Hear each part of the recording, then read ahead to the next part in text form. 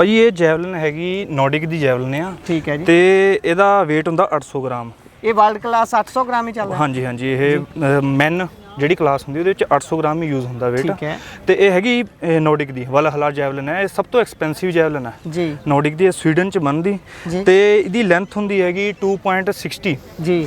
ਤੇ ਜਿਹੜੀ ਵੂਮਨ ਹੁੰਦੀ ਉਹਦੀ ਹੁੰਦੀ ਹੈਗੀ 600 ਗ੍ਰਾਮ weight ਹੁੰਦਾ ਉਹਦਾ ਜੀ। ਤੇ ਮੈਨ ਦਾ ਹੁੰਦਾ 800 ਗ੍ਰਾਮ। ਠੀਕ ਹੈ ਜੀ। ਠੀਕ ਹੈ ਜੀ।